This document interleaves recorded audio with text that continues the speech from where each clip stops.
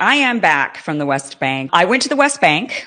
That's where I went. I was a delegate in a group. I was invited. Before this, I had no Palestinian friends, really. I don't think I now have a few, but before this trip, I don't think I had any Palestinian friends. So I have many, many Jewish friends.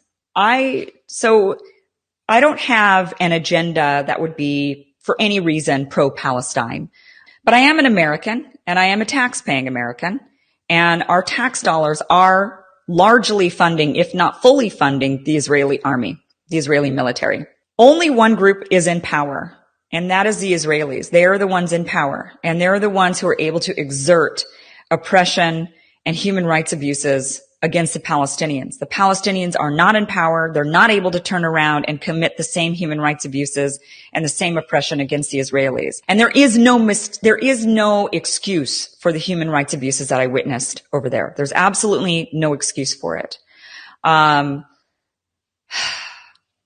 I struggled with this week because what I saw to me was so terrible.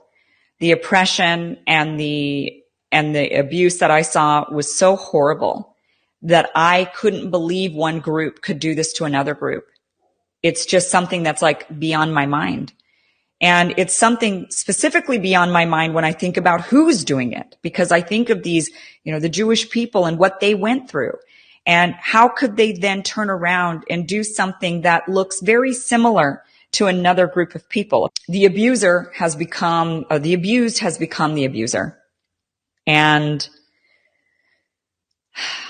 I can't even express in words what I saw because it's not believable. Honestly, it isn't believable. I didn't believe it until I saw it for myself. They're hindering the business. They're hindering the freedom of movement. The water situation is one of the worst human rights abuses that I witnessed while over there. And I can say that Bernie Sanders has recently come out to condemn the Israeli government, the racist Israeli government, and the treatment of the Palestinian people. And I can tell you firsthand that it is much, much worse than any of us can express to you. It is much, much worse. It is beyond belief that westernized people can do this to another group of people, all under the name of security.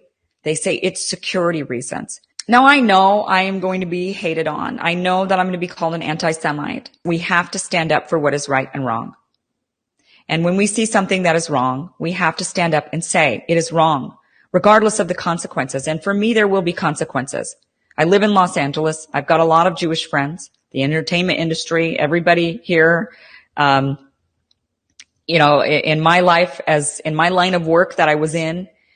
And I don't know what's going to happen to this channel or what the repercussions are. I don't even know if Israel will ever let me back in.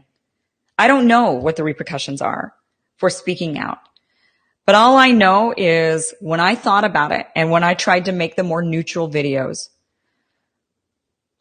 I couldn't post them because I knew I wouldn't be able to live with myself. Because ultimately the truth has to be told. And the truth is what the Israelis are doing to the Palestinian people is absolutely wrong. It is wrong. It is abhorrent, and it is beyond belief, and it needs to stop.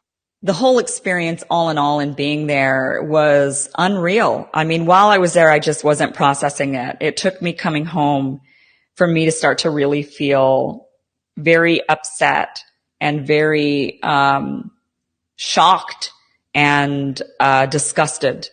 And I have to say that every American I've met, or any Westerner who has spent any amount of time in the West Bank or in Gaza with the Palestinian people, spending time with Palestinians, sleeping in Palestine, eating with Palestinians, traveling with Palestinians, every single person I know who has done this has walked away disgusted.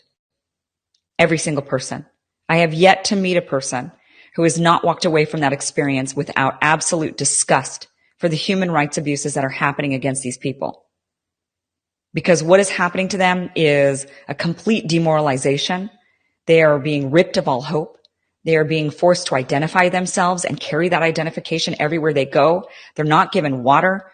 They're not given cleanliness. They're not given access to each other, to schools, to roads. They've got separate roads in the West Bank. They've got roads that are just for Israelis in the West Bank. Could you imagine they've built roads that are separated by a wall, and it's Israelis on this side and Palestinians on that side, going through the West Bank, which should be Palestine?